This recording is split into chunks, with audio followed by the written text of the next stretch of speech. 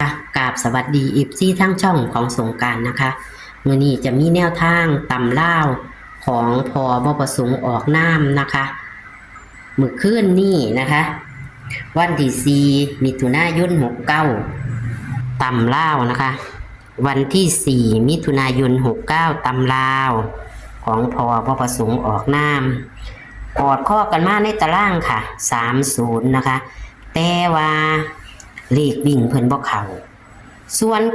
95ไปเป็นเลขลางทางอุบลค่ะพี่น้องอย่าเผลออย่าพลาดเด้อค่ะทางอุบลก็มีสิทธิ์ถูกหลายเที่ยแล้วเข้าหลายเที่ยแล้วพี่น้องงวด39ก็เข้าเด้อค่ะพี่น้องนี่ค่ะตัวเลขแนวทางของพอมันขึ้น95ออก59ลาง95ออก59ลางทางอุบลเด้อค่ะพี่น้องอ้าวมื้อนี้จะเป็นตัวใดวันที่5มิถุนายน69ตำล่าวจะเป็นตัวใดเฮาไปรับชมรับฟังกันได้เลยค่ะฮัลโหลสวัสดีพ่อสวัสดีค่ะดีไหมยายค่ะเลขในตารางของพ่อกอดข้อมันมาเนาะแต่ว่าเลขถูกบ่ได้จับใช้30นั่นล่ะค่ะจับตัวหนึ่งกับใครออกตัวหนึ่งจับตัวหนึ่งก็จักสิว่าแล้วมันจับบ่ถึงเลยยายค่ะเพราะเป็นหยังพ่อมันก็มีเขามีรุดเนาะบางหันมันก็เข้าแล้วเนาะมันก็เข้าเขา49บ่มื้อนั้นเขา49ตรงๆเนาะแม่น49อยู่อันนี้ก็คาดหน้าคาดหลังเนี่ยก็มี2ตัวหลักไก่0ก็สิมี30 40ประเทศไปเฮ็ดมาโอ้ยก็เลยบ่เอาสับผลสุดท้ายก็ออกกินมันเลขบ่งามเนาะพ่อเนาะเลข3เนาะเลขบ่งามเลข30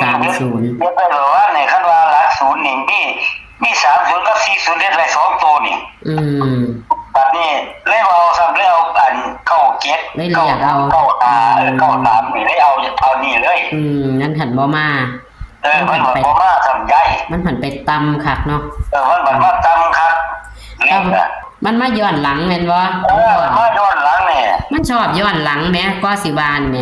มันมี49แล้วก็มี62เนี่ยมันย้อนหลังดีอยู่หังพ่อน่ะตามมันย้อนหลังไม่ว่านี่แม่ย้อนหลังมือรุ่นมาอ้าวย้อนหลังกระทางว่ามันพอเอาไม้มันเข่ามันบลิ่นซูมือมันมีซูมือดอกไม่ซูมือมันว่าไปใส่ดอกวนเวียนอยู่น้ำเฮาคือเก่าล่ะบ่เข่ามือนึงกับมามือนึงคือเก่าล่ะแกค่ะเอาไม้เลขในตารางเฮาบานเลขในตารางมี6มี9มี0 3 4 7จ้าวันนี้ก็8วิ่ง6กับ9จับคู่มี6 3 6 4 6 8อันนี้ก็9 3 9 4 9 7วันนี้ก็7 0 7 4 7 8ครับวันนี้ก็0 4 0 8แล้วก็ตี12คูคือเก่าครับมีกันบ่กันเบิ้นแม่ดิเผือ2มื้อเอาไว้จะมา9กับ6กันละมันห่างไป2มื้อ3มื้อมันก็มาดิแต่เก่ามันน่ะแม่นมันเผือบ่ได้ดอกมื้อต้องกันไว้รถค่ะมันไปออกทางนาผมย้ายอุบลน่ะนะ59แม่นบ่พ่ออุบลเขาไอ้ตัวก็โทรบอกว่าอุบลเขาก็ถึงนำหลายคนอยู่พ่อให้95อยู่เนาะครับไป95อยู่95มันไปทางอุบลเฮาก็วางซี่ก็ได้อยู่นี่หังพ่อก็เลยครับต้องงั้นช่องมื้อมันก็ว่าหมดละช่อง98มื้อมันก็ว่าอุบลไป59คือเขาได้อุบลเขาเล่นเลขไอ้4โตข้างหลังนี่แม่นย้ายค่ะโอ้สิว่าอยู่หังพ่อมันเข้าแม่นเขาข้างหน้านั่นเป็นเลข8 เป็นเลขรางของเขา โอ้ เป็นเลขรางเท่าอุบล ค่ะ โอ้สิได้วางเพราะว่ามันเข้าอยู่หั่นวางสั่น เอาตัว เข้าทางอุบล มันขึ้นในตัวกับว่าอยู่เขาอุบล เข้าอุบลอยู่มันก็ทางเขตอีสานเฮาล่ะ แม่นแต่ว่าเขาเล่นบ่ขึ้นกับเขาบัด มั นี้ นทางบ่คือกันเนาะมันเป็นจังไดก็เป็นสั่น จ้าเข้าข้างหน้านั่นเป็นเลขราง ได้หัวไม่ยัง จังไดจังเป็นจังสั่นก็บ่ฮู้เนาะโอ้ แม่น2ตัวขึ้นก้อนหมู่คือเลขรางนั่นล่ะ โอ้เข้าใจแล้วค่ะบัดนี้ งวดก้อนกับ3เก้าเห็นบ่มันก็ออกกัน มันก็ออกกันทางอุบลน่ะข้างล่างนั่นน่ะ โอ้ยซ้ำหังพอบ่หลุดแล้วค่ะนั่นมันไปเข้าทางอุบลอยู่ มันเขางวดก้อนกับเขาอัน3เก้าอยู่ก็ได้อยู่แม่ อืม เขาอุบลน่ะนะ ค่ะบัดนี้หังพอนี่เป็นตัวตัวเด่นตัวใดเนี่ยค่ะ ตัวเด่นนี่ เด่นเก้า เด่นเก้า มันมาแบบเก่าแม่ ค่ะเด่นเก้าแล้วก็นิ่นตัวใดค่ะ เน้นนี่ไอ้64 63 463ครับอันนี้ก็93 97 9397ครับอันนี้ก็0448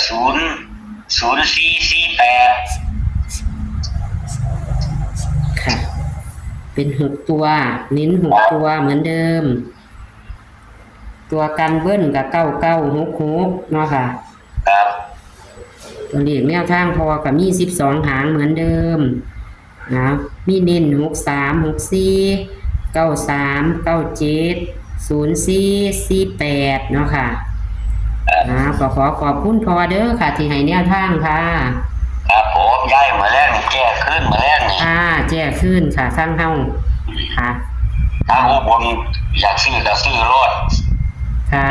ทางอุบลกับสิฟังกับสิเบิ่งอยู่ดอกติ เบิ้งแต่คนโทรมาบอกเรื่องถ้าว่าถือเขาแม่น่ะโทรมาเลยยังมาแล้ง ค่ะ อันหนูก็เอาเบอร์โทรพ่อให้อยู่ดิลงอยู่ดิหนูเอาเบอร์โทรพ่อลงอยู่ เพราะว่าเขาย้ายอันนี้มันประจำมันมากกระโดดแล้ว ค่ะคันพุ่นละเขาเจ้าก็สิเบิ่งไปดูเนาะ ไปเรื่อยๆย้ายมัน เขาเจ้าสิทักไปหาพ่อดอก ช่วงมันเขาดีเว้ยเขาดีอยู่ล่ะช่วงมันบ่เขาก็คือว่าล่ะ ค่ะเธอมันซื้อหลายบ่ได้เนาะซื้อ แม่ เขาเจ้า สิหลายบ่ได้แล้วเดี๋ยวคันเรียกตัวใดมาและสิด้านแน่ก็อันซะ แม่นค่ะ ใจบ่เต็มคือรัฐบาลไทยนี่ล่ะ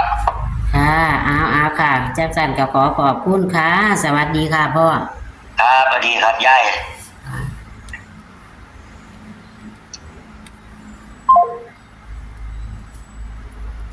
ค่ะพี่น้อง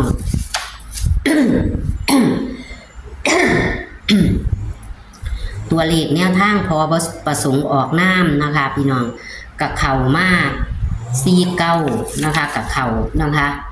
วันพุธเพิ่นกับเข่า49วันพฤหัสเมื่อคืนนี้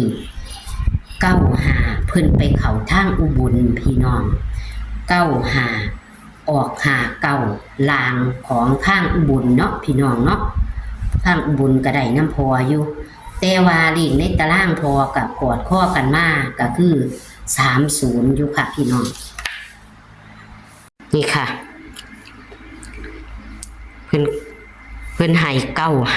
95ไปออกทางอุบลเป็นลางเพราะว่าสั่นพี่น้องลางออก59ของทางอุบลนะคะ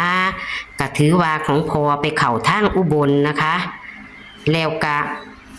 กอดข้อกันมากก็คือ0กับ3ออก30ทางเฮ้านะคะทางในตารางของเพิ่นคือกอดข้อกันมากค่ะของทางเฮ้าแต่เลขวิ่งเพิ่นบ่เข้านะคะพี่น้องเลขวิ่งเพิ่นบ่เข้านะคะนี่ค่ะวันที่5นะคะที่5มิถุนายน69นะคะตำล่าวพอบ่ประสงค์ออกน้ำนะคะเลขในตารางก็กอดข้อกันมาดีพี่น้องเบิ่งค่ะอันนี้ก็คือเพิ่นให้12หางคือเก่าก็มีกันเบิ้ลนำ2คู่นะคะพี่น้อง กันเบิ้ล2คู่นะคะเลขวิ่ง6กับ9บางเทียกับกอดข้อกันมาสุดงวด3-2กอดข้อกันมาเด้อค่ะพี่น้องเอานี่ค่ะแคปหน้าจอค่ะพี่น้องมักกระจัดคัดกระพานนะคะตัวเลขเป็นแค่แนวทางนะคะให้โชคให้มานกับพอบ่ประสงค์ออกน้ำอีกคือเก่าค่ะพี่น้องเลขเพิ่นกะรุดแล้วก็เข้าแล้วก็รุดก็บ่เป็นหยังเนาะค่ะเลขแต่ว่าส่วนมากจะเข้าจับคู่จะเข้าดีอยู่คือกันค่ะเอามักกดไลค์ใช่ก็กดแชร์เอาเป็นกำลังแรงใจให้กับพอบ่ประสงค์ออกน้ำและช่องของสงกรานต์เหมือนเดิมค่ะคลิปนี้ก็ฝากไว้ซ้ำนี้ค่ะสวัสดีค่ะโชคมันมื้อแรงค่ะพี่น้อง